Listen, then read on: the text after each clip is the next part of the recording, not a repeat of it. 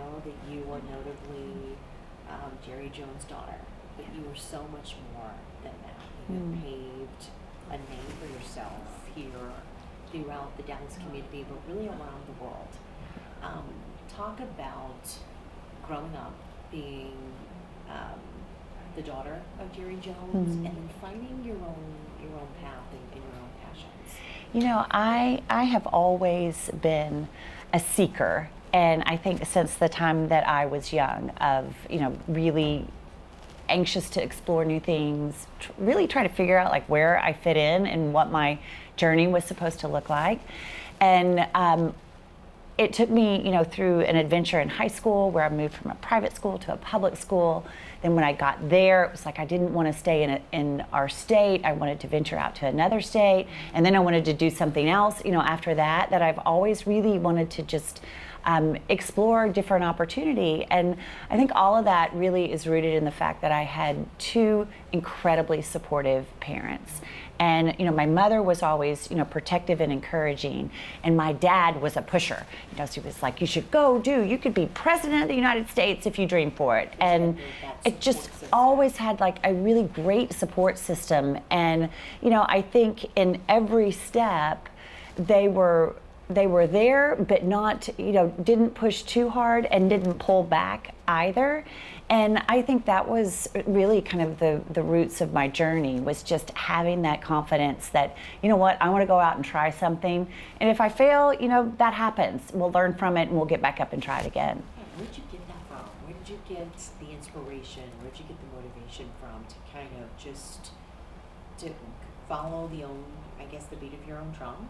Yeah, I think, really at home, my dad was always on the road working, and he always was incredibly passionate about everything that he did. And a lot of the things didn't work, and yet still he found a way to kind of get back up and keep going.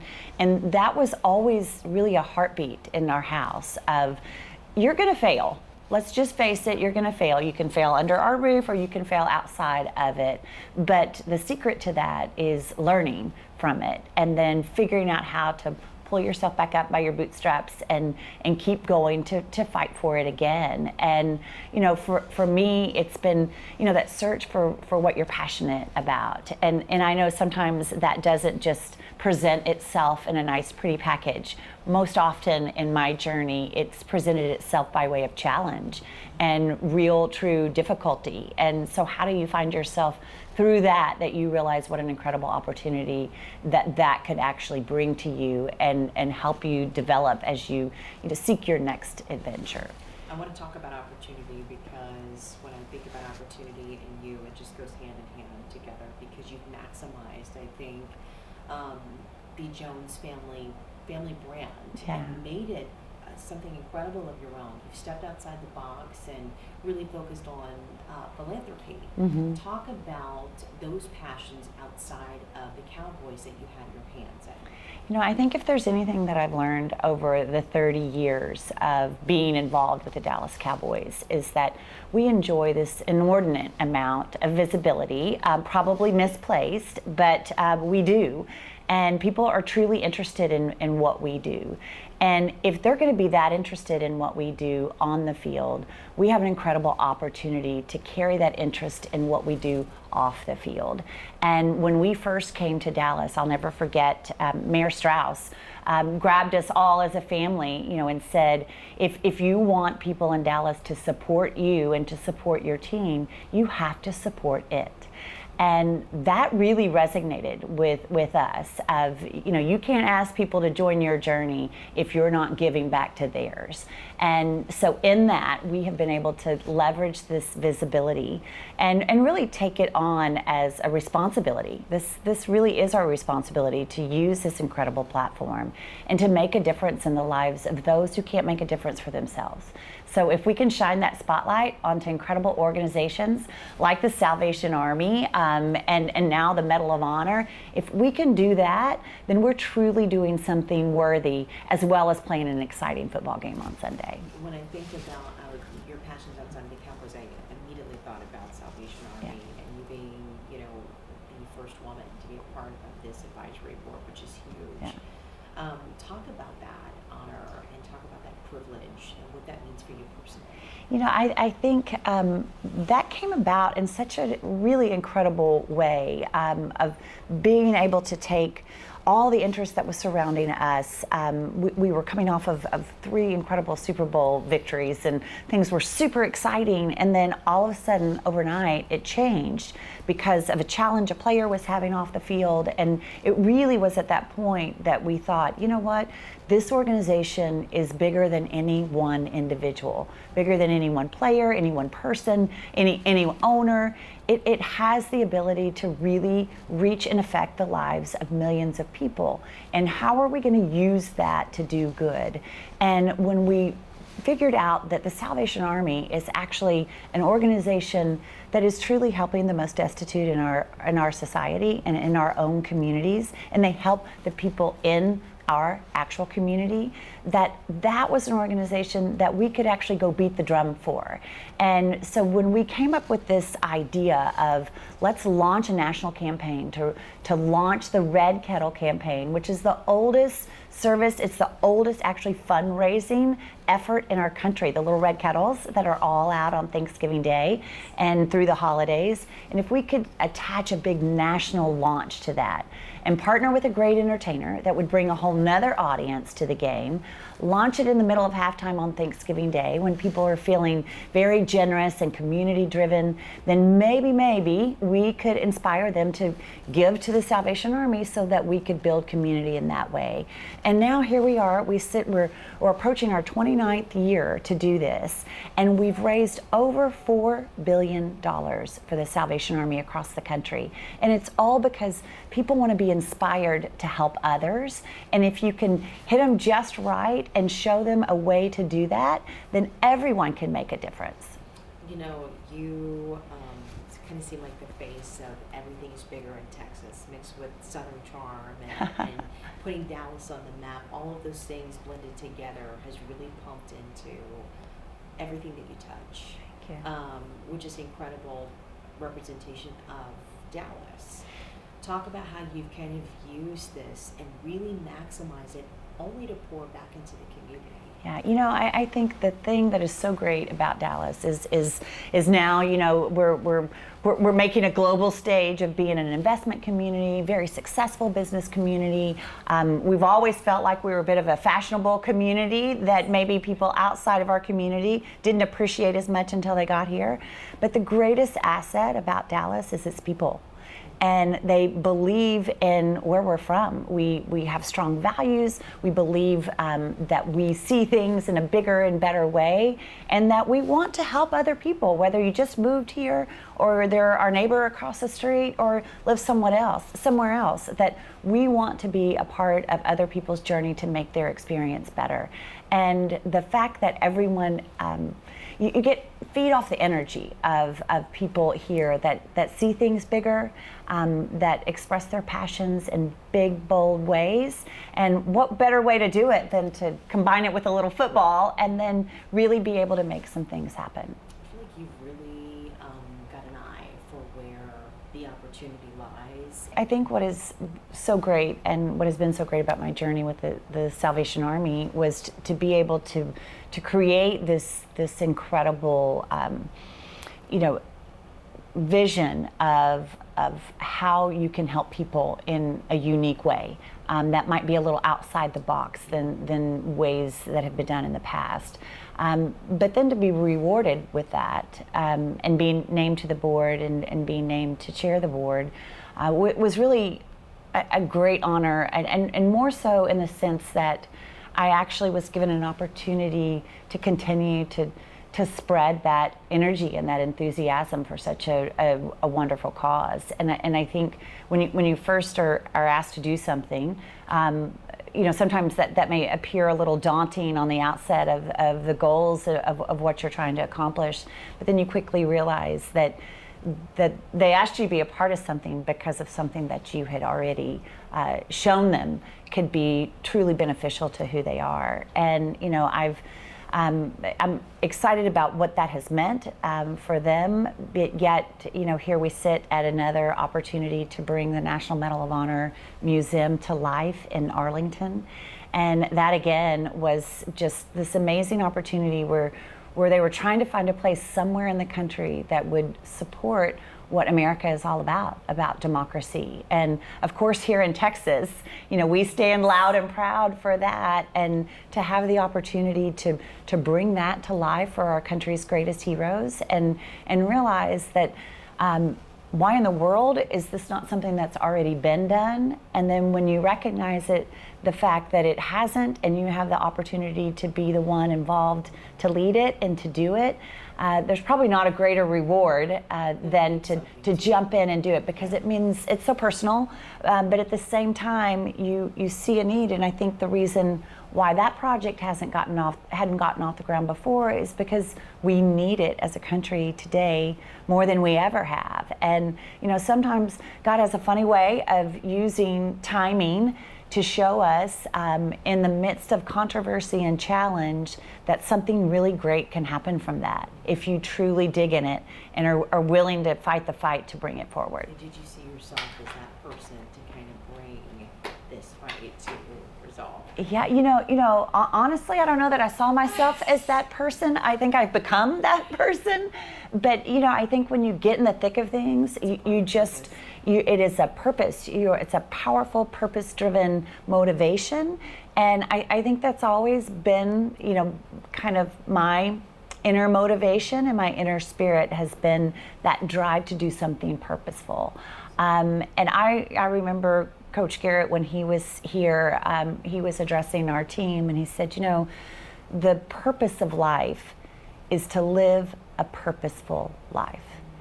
And if we can find whatever we are doing, whether it be at work or at home or in our community, to find true purpose in driving purpose for others, then those rewards and that feel good and inspiration comes back to you in spades. You are a woman that leads, and this is a male-dominated industry. What is that like for you, navigating and kind of calling the shots and being a boss lady? What is that like? Well, I will tell you this. The greatest piece of advice I got years ago, when I literally looked around the room and realized that there was nobody else in here that looked quite like me, was never lose who you are. Never lose your authenticity. And I will say this again, my father was a key driver in that. And he said, you are here in this room because you bring a different voice. Don't try to be something that you're not, and don't try to be someone else's voice. And, wear that dress in the boardroom. Don't think you need to have on that blue suit. Speak up to make a difference. Don't just speak up to make noise. And I think for me, again, having that confidence that, someone's got your back, and that someone believes that there's room for your voice. And, now I sit here and I look back, and 45% of our fans that watch on television, they're female. They're playing our game, they're running our media, they are infused in every aspect of who we are as a league, and they're the ones out there buying the tickets, they're buying the t-shirts, they're making the impact. And if you don't have a female voice at the table, knowing the importance of how they can shift an economy, then shame on you. You're missing an opportunity to really represent yourself in the fullest way that you can, but also take advantage of every economic opportunity that builds who you are as an organization and as a brand, and we'll take that to even better heights. On a personal level, how do you juggle it all? Because you do so much. Your wife, your mom, you're here with the Cowboys, you're doing stuff with the Salvation Army, I'm sure a bunch of stuff in between. How do you do it all? My journey of juggling has been quite an interesting one, and I think that's probably the unfortunate pressure that, and maybe women put this upon themselves, that we feel like we have to do it all. And my journey has been one of, well, I'd like to do it all. It just might not all be at the same time. So it's a bit like a pendulum. You know, one day it's like, oh, focused on work, and the next day, you know, there's some kind of family moment that definitely takes priority. And you know, how do you figure out where that balance is? And you know, to me now, my kids are grown, so that moment of coming home from work and your tiara kind of getting knocked to the floor with whatever crisis of the day is presented to you. You know, my son, he just graduated from college. He said, "I'll take your burnt toast any day to let you know how proud I am for what you've accomplished." And we get to laugh about it, but yeah, he went through many days of burnt toast. And that's okay. And that's okay. Yes. I want to talk really quickly about family because it means a lot to you. Yes. And I want to show viewers your soft side, your Yeah. domestic side, the side where you are still a wife and a mom, but you're also just this boss, you know, at work too. Talk about the importance of family to you, and truly how that's really been the heart of everything that you've done. Yeah. Well, I've been truly blessed to be able to not only have a beautiful family, but to work side by side with our family. And I think what is the most important thing to us is actually our family. That I don't know that any of us would be as passionate about what we did if we weren't able to do it with each other. And you know, that speaks for my children as well, that you know, I came in here, you know, with no children, right out of school and you know, right out of working, and then got married and started having children and took my children to work, and I was commuting with my daughter and a little carry-on and juggling all of that back and forth. And she grew up here. I mean, she literally grew up under my desk. My son did as well. Then my second son came along shortly thereafter, and he was the one. By then we had computers, so he was the one underneath the desk, like unplugging the computer for a little attention. So you know, it's like all of that, and now here we sit. Fast forward, 20 years later for them, and they are filling these halls, and they are taking a page out of the book that I grew up in, and that you work really hard for your family, you be there for your family, you invest in your family, and I think you sit there in the moment, and when you're a working mom and you have all these kind of crazy things that are happening, and you feel a little short, you feel like you're a little short in what you give your family, you're a little short of what you do at work, and it all comes down to that person that's looking back at you in the mirror. And if you can convince that person that, you know what, you're doing the best you can and you're giving everything you have to make the world go round inside your own home, then you cut yourself a break, because you know what, your kids cut yourself a break, your job cuts yourself a little bit of a break, and somehow together you find your path forward and find what's best for your family. And there's nothing more important to me than my children, and to get the chance for them to be a part of something that I had a chance of creating and elevating. It's a legacy that you just want to pass on to them, and then give them the opportunity to go strive. I think you said that they're so proud of you. Yeah. Talk about what that means to you to hear your kids say that they're so proud of you.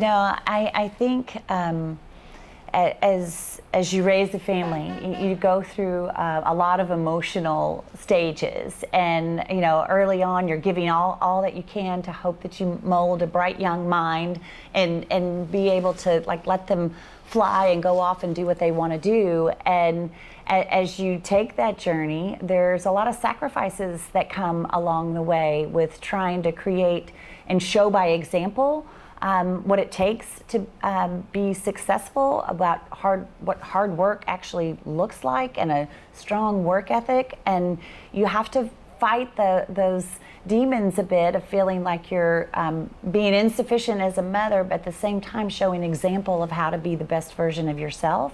But then to be able to take a big step forward and a glance backwards and realize all the times that we're struggling, when your kids look at you and go, wow, I can't believe you did what you did, and I hope I'm able to do the same. That, we shouldn't need a 20-year wait time to get that answer. But sometimes that's what it happens. And, I'll know my kids every day, they are so gracious because they gave me a lot of grace as we raised ourselves as a little family unit.